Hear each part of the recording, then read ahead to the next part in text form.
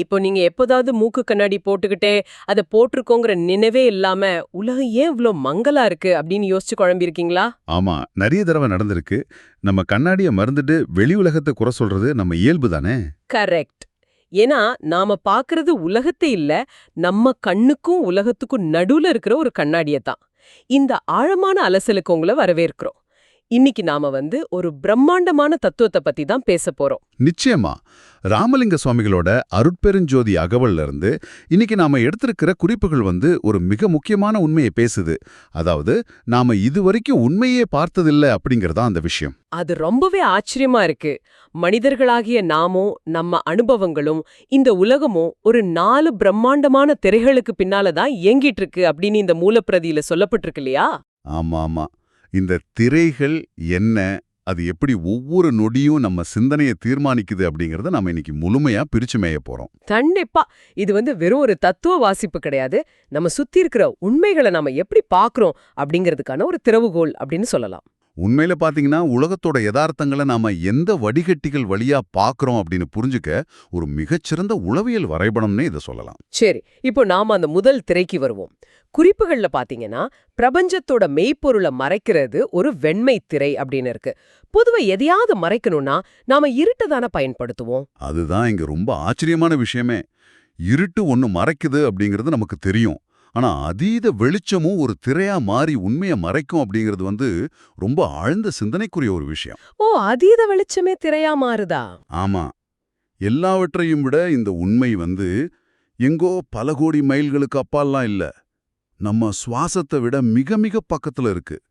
அதாவது, அண்மையில் இருந்து கொண்டு மறைக்கிறது அப்படின்னு சொல்லியிருக்காங்க.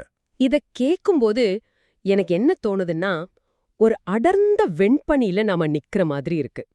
அதாவது, நம்ம எதிரே ஒரு மாபெரும் மலை இருக்கலாம், நாமும் அதோட மிக அருகில தான் நிற்போம். ஆனா அந்த பனியோட அதீத வெண்மை நம்ம பார்வையை அப்படியே தடுத்து நிறுத்திடும் இல்லையா? கரெக்ட். ரொம்ப சரியான ஒப்பீடு. உண்மையை மறைக்கிறது இருள் இல்ல, அதீத ஒளி அப்படிங்கிறது நம்மளோட வழக்கமான சிந்தனையையே புரட்டி போடுது.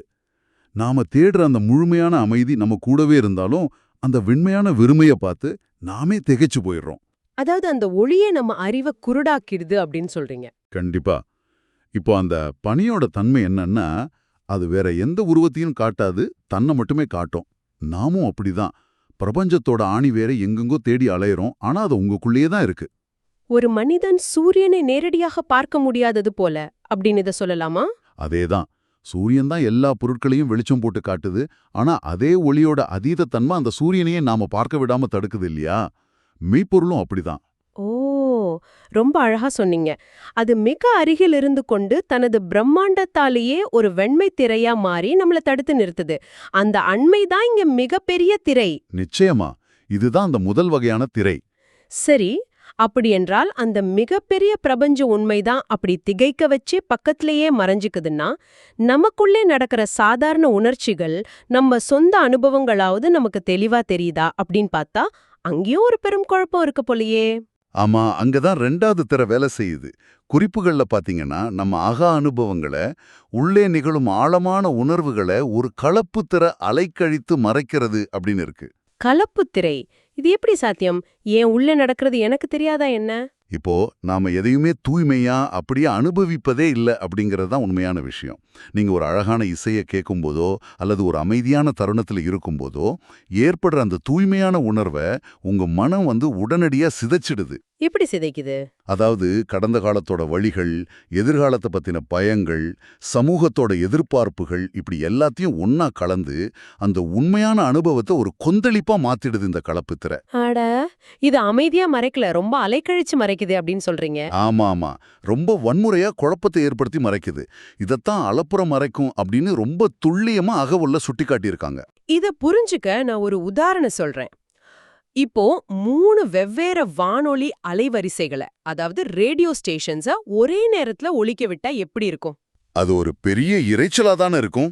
ஆமா, ஒரு பக்கம் செய்திகள், இன்னொரு பக்கம் கர்நாடக இசை, வேறொரு பக்கம் சினிமா பாட்டு, மூன்றும் சேர்ந்து ஒரு பெரும் இரைச்சலை உருவாக்கும். நாம கேட்க விரும்பிய அந்த உண்மையான இசை இந்த நாய்ஸ்குள்ள முற்றிலுமா தொலைஞ்சிடும் இல்லையா? நம்ம அன்னாட மனநிலையும் இப்படிதான் செயல்படுதுன்னு நினைக்கிறேன்.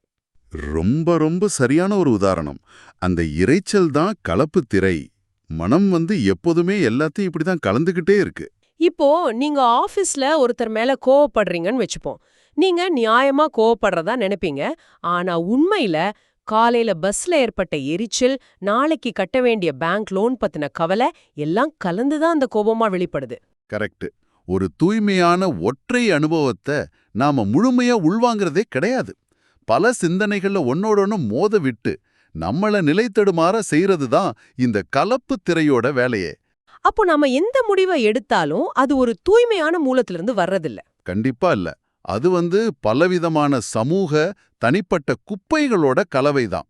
அந்த அலைக்கழிப்புல தான் நம்மளோட அசலான அக அனுபவங்கள் உருமாறி காணாம போயிடுது. இது ரொம்பவே பயமா இருக்கு கேக்க. நம்ம சொந்த மனசுக்குள்ளே இவ்ளோ பெரிய இரைச்சல் நடக்குதுன்னா, வெளி உலகத்திலயாச்சும் கொஞ்சம் நிஜம் இருக்காங்கிற கேள்வி இயல்பாவே எழும். ஆமா, அடுத்தலாம் நாம பார்க்க போறது அந்த வெளி உலகத்தை பத்தி தான். இப்போ என் முன்னாடி இருக்கிற அந்த மேஜ, நான் பாக்குற மரங்கள், வீடுகள், இதெல்லாம் என் ஐம்புலன்களுக்கு தெளிவாதானே தெரியுது. இதுல எந்த குழப்பமும் இல்லேன்னு தானே நம்ம நம்புறோம். ஆனா இந்த குறிப்புகள் அடுத்தபடியா நம்ம வெளி உலக பார்வையை தான் கேள்விக்குள்ள ஆக்குது. நிச்சயமா. அன்றாட உலகாயுத விடயங்களை கூட வெவ்வேறு திரைகள் ரொம்ப அடர்த்தியா மறைக்குது அப்படின்னு அந்த வரிகள் சொல்லுது. நில்லுங்க, இது கொஞ்சம் முரண்பாடா இருக்கே. நான் தொட்டு உணரக்கூடிய, கண்ணால பார்க்கக்கூடிய ஒரு பொருள எப்படி ஒரு திரை மறைக்க முடியும்? ஒரு சாதாரண பொருள எப்படி அடர்த்தியா மறைக்க முடியும்? நான் விளக்குறேன். இப்போ நீங்க அந்த மேஜையை தொடுறீங்க, அதோட கடினத்தன்மையை உணர்றீங்க. அதனால அது உண்மைன்னு நம்புறீங்க. ஆனா அது வெறும் மரம் அப்படிங்கிற உண்மையை நீங்க பார்க்கறதில்ல. அப்ப நான் எதை பார்க்கறேன்? அதை சுற்றியுள்ள விடய நிலைகளை, அதாவது அதோட சமூக அல்லது தனிப்பட்ட மதிப்பை தான் உங்க மனம் பாக்குது. ஓ, அதாவது ஒரு பொருளோட பயன்பாட்டை தான் நாம பார்க்கறோம்னு சொல்றீங்களா? ஆமா, இப்போ ஒரு மரக்கட்டைய பார்க்கும்போது ஒரு தச்சருக்கு அது தொழில் வாய்ப்பா தெரியுது. குளிரில நடுங்குபவருக்கு அது நெருப்பு மூட்டுற விறகா தெரியுது. ஒரு தொழிலதிபருக்கு அது விலையுயர்ந்த மேஜையா தெரியுது.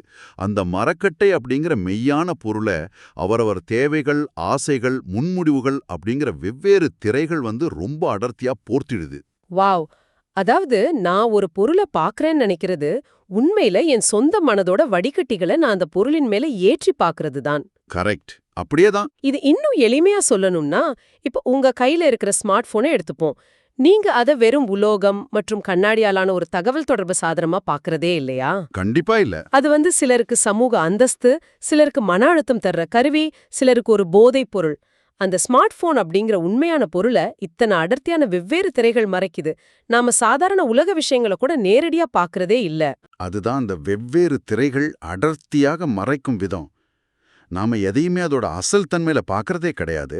நம்ம விருப்பு வெறுப்புகள், லாப நஷ்ட கணக்குகள் எல்லாமே மிக அடர்த்தியான திரைகளா மாறி வெளி உலகத்தின் மேல படிஞ்சிடுது. அப்போ நாம பார்க்கறது எல்லாமே அந்த திரைகள் மேல விழும் பிம்பங்களை மட்டும்தானா? நிச்சயமா. உலகப் பொருட்களோட உண்மைத்தன்மை இந்த வெவ்வேறு திரைகளுக்கு பின்னால நிரந்தரமா ஒளிஞ்சுக்குது.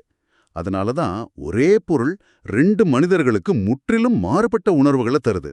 பொருள் மாறல, அவங்கள மூடியிருக்கிற திரைகள் தான் வேறுபடுது. கரெக்ட். இது உண்மையிலே ரொம்ப ஆழமா சிந்திக்க வேண்டிய ஒரு விஷயம். வெளி உலக பொருட்களையே, சாதாரண அன்றாட விஷயங்களையே இத்தனை அடர்த்தியான திரைகள் வழியா தான் பார்க்கறோம்னா, இந்த பிரபஞ்சம் எப்படி இயங்குது அப்படிங்கிற அடிப்படை தத்துவங்களை புரிஞ்சுக்கிறது எவ்வளோ கஷ்டமா இருக்கும். ரொம்ப ரொம்ப கஷ்டம். அங்கதான் 4வது வகையான திரை வருது. பிரபஞ்சத்தோட ரகசியங்களுக்கு ஒரு பொதுவான திறவுகோல், ஒரு ஒற்றைச் சாவி இருக்கும் தான் மனிதகுலம் பல நூற்றாண்டுகளை தேடிக்கிட்டு இருக்கு. ஆனா இந்த தத்துவ நிலைகளை புரிஞ்சுக்க அப்படி ஒரு பொதுவான வழியே இல்லன்னு இந்த குறிப்புகள் சொல்லுது இல்லையா? ஆமா, ஒவ்வொரு தத்துவமும் தனித்தனி திரைகளால அதற்கேற்ற வலிமையோட மறைக்கப்பட்டிருக்கு அப்படின்னு அகவல் சொல்லுது. தனித்தனி திரைகள். இது கேட்க ஒரு மாஸ்டர் கே சிஸ்டம் இல்லாத ஒரு இடம் மாதிரி இருக்கு. கரெக்ட். தத்துவ நிலைகளை மறைக்கிற இந்த தனித்தனி திரைகள் மனித அறிவோட எல்லைகளை நமக்கு உணர்த்துது. இப்போ ஒரு பெரிய மாளிகையில 100 அறைகள் இருக்குன்னு வச்சுப்போம். சரி. ஒவ்வொரு அறையும் பிரபஞ்சத்தோட ஒவ்வொரு அடிப்படை தத்துவம், தர்க்கம், அறம், கருணை, நீதி, கர்மா அப்படின்னு ஒவ்வொன்றும் ஒரு தனி அறை. ஓகே.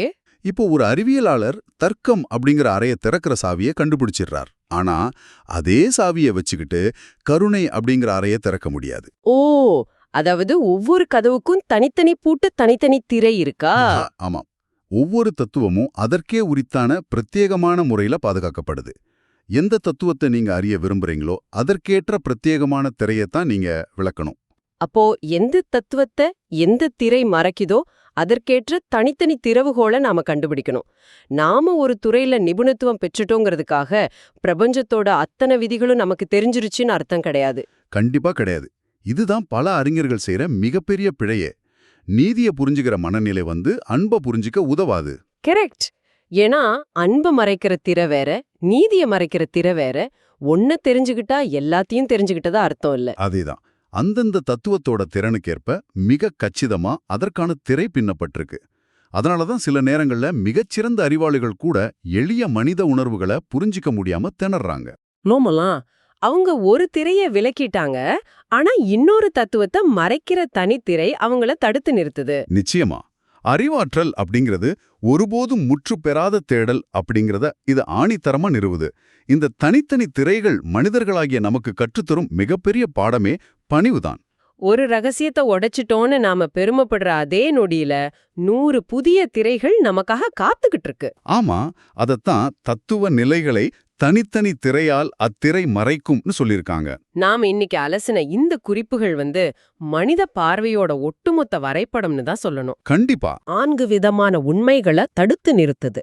மெய்ப்பொருளை மிக அருகிலேயே இருந்து மறைக்கும் வெண்மை திரை, நம்ம தூய்மையான அக அனுபவங்களை இரைச்சலா மாற்றி அலைக்கழிக்கும் கலப்புத் திரை, அன்றாட பொருட்களை நம்ம சொந்த ஆசைகள் மற்றும் முன்முடிவுகளால் அடர்த்தியா மறைக்கும் வெவ்வேறு திரைகள், அப்புறம் பிரபஞ்ச அடிப்படை தத்துவங்களை அதற்கேற்ற பிரத்யேகமான பூட்டுகளால் மறைக்கும் தனித்தனி திரைகள்.